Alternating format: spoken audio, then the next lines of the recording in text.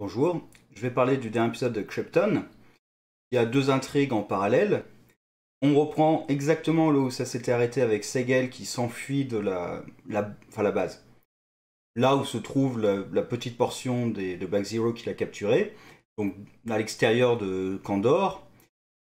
Et de l'autre côté, l'arc, on va dire, principal de l'épisode quand même, c'est les manigances politiques autour de l'exécution de Light Azod, avec donc Nyssa Vex, la fille, qui essaie de convaincre sa mère de renier un peu son honneur, ses codes, ses principes, tout ça, pour sauver sa fille, et en même temps d'essayer de convaincre son père de justement de s'associer à son plan, puisqu'on découvre quelque chose d'assez intéressant sur le père. Alors, je vais parler de la famille Zod après, puisqu'il y a une grosse partie de l'épisode qui est sur la famille Zod, justement avec cette prise de décision de la mère. Le père, c'est assez intéressant. Je trouve c'est ce qui m'a peut-être le plus surpris, puisque je ne m'attendais pas forcément à ce qu'on développe plus ce personnage. Donc, quand on l'a vu la première fois, c'était, pour moi, l'image qu'il donnait, c'était juste un petit politicard qui cherche à avoir un peu de pouvoir, mais qui en même temps euh, est pas terrible, puisqu'il se rabaisse devant la voix de Rao, par exemple. Dès qu'il est là, voilà, il se rabaisse. Donc, il est pas forcément très courageux, voilà. Donc il a beaucoup d'ambition, il manigance, mais il n'a pas l'air très courageux, il n'a pas, voilà, il a pas vraiment de carrure. C'est l'image qu'il donnait. Tandis que sa fille, elle, justement, a aussi des ambitions, est manipulatrice, mais peut-être un peu plus... elle en veut peut-être un peu plus que son père, justement. Et là, ce qu'on découvre, c'est que il a vu une liaison avec la fille qui a tué un civil lors de l'attaque militaire, et qui donc a témoigné contre Light Azod, ce qui explique d'ailleurs aussi pourquoi, pour lui, en plus de la voix de Rao, c'était important de s'occuper de cette affaire, parce qu'à la limite, la voix de Rao demandait du sang, il aurait pu donner... Justement, d'ailleurs, c'est ce qu'il fait là, il donne cette fille. Alors c'est peut-être pas suffisant, mais voilà, il met tout le blâme sur cette fille. Et là, on voit que vraiment il tenait à elle, puisque même à la fin, quand il est avec elle, à la limite, il pourrait jouer même à la fin avec sa fille, on comprend que vraiment il tenait à elle, et pour ses ambitions politiques, il l'a tué, mais j'ai l'impression que sa conversation avec la fille, j'ai quand même l'impression qu'il le fait plus pour sa fille, justement, que pour ses ambitions. C'est l'impression qu'il me donne, vu que il lui dit carrément que c'est elle qui l'a poussé, qu'à cause de elle, il n'avait pas le choix. Et puis, la raison pour laquelle il sacrifie cette fille, c'est pour protéger Light Azod et protéger, du coup, le lien entre lui et la famille Zod. Or, comme au départ de son plan, il était prêt à sacrifier Light Azod, le lien avec la famille Zod, c'était pas le truc principal pour lui. Maintenant que sa fille, évidemment, a dévoilé que c'était eux qui avaient organisé tout ça, évidemment, il faut protéger le lien avec la famille Zod, vu qu'elle va lui en vouloir personnellement, mais j'ai quand même l'impression qu'il fait plus ça pour sa fille que pour ses ambitions. Donc ça développe un peu plus de personnage. Je m'attendais pas vraiment à ce qu'on le développe davantage, mais voilà, c'était plutôt intéressant de voir ça sur ce personnage. Ça met quand même une nouvelle lumière sur lui. Ça peut même poser la question de la raison pour laquelle il a trahi le grand-père de Segel. Est-ce qu'à ce moment-là, déjà, il voulait faire tomber la voix de Rao et que c'était un peu ses manigances politiques? Ça pourrait être intéressant de travailler, de voir un peu ça. Maintenant, la famille Zod. Donc voilà, on voit un petit peu l'histoire de la famille Zod, c'est pas transcendant non plus. Voilà, on s'attend un petit peu à ça, c'est un truc assez classique sur la famille avec l'honneur et tout, très droite, voire dure justement, sévère, même violente. Alors on voit les deux gamins qui sont poussés l'un contre l'autre. J'ai envie de dire, c'est un peu bizarre dans le contexte vu qu'on est dans une ville où on contrôle les naissances. On pourrait se dire quand même que c'est l'ordinateur qui choisirait les gènes, les bons gènes pour créer le meilleur descendant possible. Parce que là, c'est l'idée de on met les descendants les uns contre les autres pour qu'il n'y en ait qu'un seul qui accède au pouvoir et que ce soit le meilleur de tous. La machine pourrait le faire. Ce serait peut-être moins cruel de laisser ça à la machine. Parce que là, justement, on voit les conséquences que ça a sur les deux gamins. Enfin, la mère, en l'occurrence, vu que c'est la seule à avoir survécu.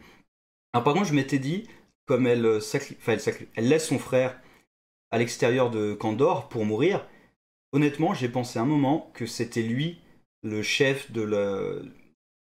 pas de Black Zero, mais du sous-groupe de Black Zero qui a capturé Seg. Je me disais que c'était peut-être lui qui avait survécu et qui maintenant vivait justement à l'extérieur de Kandor. Alors non, il y a une révélation sur ce personnage, je la garde pour la toute fin, comme l'épisode. Et du coup, voilà, on voit un petit peu la fin de l'épisode. C'est pas exceptionnel. Le dilemme de la mère, on voit jusqu'au dernier moment quand même qu'elle hésite. Avec cette phrase, mais d'une violence à la fin avec sa fille. Je sais plus exactement quand elle tourne, c'était je t'ai toujours aimé, j'ai toujours été fier de toi, je sais plus. Et maintenant, tu es ma plus grande honte.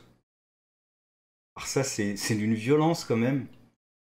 Donc voilà, ça c'était plutôt bien. Ensuite, toute la partie avec Seg. Alors, ça fait un peu somme nulle en fait, puisqu'il s'échappe. Il va se faire capturer par une tribu. Il réussit à s'échapper à nouveau. Et il se refait capturer encore par les mêmes qu'il avait capturés au départ. Donc au final, voilà, il tourne un peu en rond et il revient à son point de départ. En fait, le seul intérêt de cette évasion, c'est qu'il puisse envoyer un signal. Mais ça, bon, il aurait pu le faire même depuis la cellule, je pense. Donc le seul vrai intérêt, c'est de présenter cette nouvelle tribu kryptonienne qui vit à l'écart de Kandor. Donc c'est une tribu qui vénère une déesse de la glace. Alors si je me trompe pas, ça doit être Siphona, il me semble, son nom. Alors je la connais très légèrement dans les comics, je crois que j'ai lu, ça devait être Last God of Krypton, il me semble. Alors il me semble que je l'ai lu, mais je m'en souviens pas du tout. Mais de mémoire, Siphona c'était une déesse maléfique. Alors après je connais pas du tout, mais ça pourrait être intéressant de voir justement les croyances kryptoniennes développer un peu, vu qu'il y a Rao, maintenant il y a Siphona, la déesse de la glace. Après Rao c'est le soleil, c'est le feu, Siphona c'est la glace, donc déjà de base par leurs éléments ils sont en opposition. Donc il me semble qu'elle a été présentée comme déesse maléfique dans les comics, mais je suis pas sûr du tout. Par contre, faudrait vérifier, je l'ai pas fait, là j'y pense maintenant. Ils avaient donné le nom de chacun des visages sur le masque de la voix de Rao. Ça serait bien de vérifier si elle est sur un des masques. Parce qu'il me semble qu'ils avaient donné tous les noms. Donc voir si elle fait partie des dieux qui sont reconnus, ou au contraire, si c'est un dieu qui a été mis à l'écart justement de leur religion. Mais l'aspect religieux, ça peut être intéressant à creuser justement, et surtout qu'on apprend, parce que c'est quand même ça l'élément important, c'est pas qu'il y ait des Kryptoniens qui vivent à l'extérieur et qui vénèrent une ODS, on apprend surtout qu'ils ont une vendetta contre la famille L, qui apparemment, je sais pas, les a exilés, les a persécutés, on sait pas exactement, mais la famille L apparemment a été contre eux, pour diverses raisons, on sait pas du tout, parce qu'après tout, ils ont envoyé la famille L. Peut-être que la famille L était tout à fait justifiée dans ce qu'elle a fait. Et Seg, bah, étant au courant de strictement rien, en plus, bah, sa famille étant éteinte, c'est le dernier. D'ailleurs, il joue sur le fait qu'il ne savent rien pour menacer de mes oncles, mes tantes, mes frères, mes cousins, ils vont tous venir. Ouais, bon. Et d'ailleurs, il s'échappe même hors champ. C'est vraiment pour montrer que toute cette partie-là d'évasion et quoi que ce soit, ça sert vraiment à rien, parce qu'il s'échappe hors champ du truc. Donc c'est même pas un enjeu en fait de s'échapper ou pas. C'est juste pour qu'il découvre à cette occasion que cette tribu existe. Et j'espère vraiment que dès qu'il en aura l'occasion, il va poser la question à l'hologramme de son grand-père. Parce que là, il faut qu'il pose la question. Voilà. Sinon, je vais peut-être, juste avant de terminer sur la grosse révélation finale, les triangles amoureux de l'épisode. Alors, triangle amoureux, c'est vraiment un truc qui me passionne dans la série, parce que c'est souvent mal fait.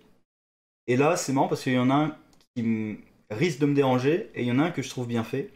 Celui qui me gêne pas du tout, voire au contraire, c'est Vex, Segel et Lightazod, puisque Vex, justement, ne prend pas ça personnellement. On voit que ça la touche, ça l'affecte sincèrement, mais c'est une politicienne. Elle garde d'abord ses intérêts en tête, et là où un triangle amoureux, ça pourrait tourner en la fille qui essaie de se venger et qui devient du coup l'ennemi un peu de la série en voulant tuer sa rivale. Là, c'était l'occasion rêvée de tuer sa rivale. Donc voilà, ce genre de choses, ou en la poussant dans les bras de l'autre, en profitant du second triangle amoureux. Ça aurait été un truc classique, ce genre de personnage-là. Elle, au contraire, elle protège Lightazod pour préserver aussi un peu Seg, parce que sincèrement, elle aime Seg. Et en plus, pour ses ambitions politiques, elle a besoin de ce lien avec la famille Zod. Donc j'espère après qu'ils vont pas ruiner ce truc-là. Là, justement, j'aime bien ce personnage qui, malgré ses sentiments, reste pratique. Ouais, je préfère ce personnage-là. Par contre, l'autre triangle amoureux, ben déjà Laïta Zod qui embrasse et qui avoue des sentiments à son fiancé. C'est pas le nom exact fiancé vu que c'est pas un mariage, mais on va dire fiancé pour faire simple. Ben elle a des sentiments pour lui et pour Sei, ça c'est évident. Est-ce que c'est malin de sa part de le faire, de lui avouer?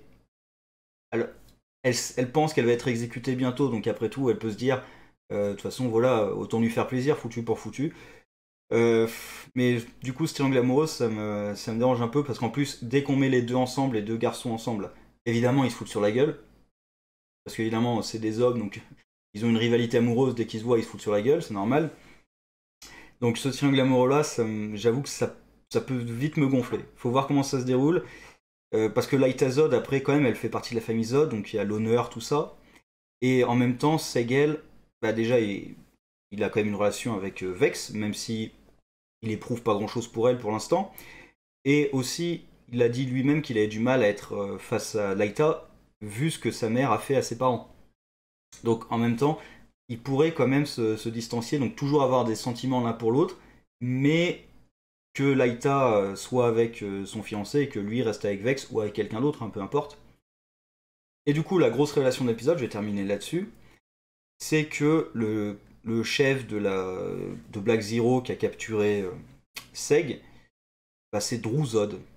Alors, il dit pas Drew, mais vu qu'il se présente comme le fils de Laïta Zod, ou moi en termes de génération, c'est forcément Drew Zod, donc le général Zod qu'on connaît. S'ils nous font le coup qu'en fait non, c'est un autre Zod, après nous avoir fait cette révélation-là, ça serait quand même con. Donc je pars du principe que c'est Drew Zod, et ça répond à une de mes questions qui me trottait dans la tête depuis un moment. Quelle est l'anomalie temporelle qui justifie la présence d'Adam Strange?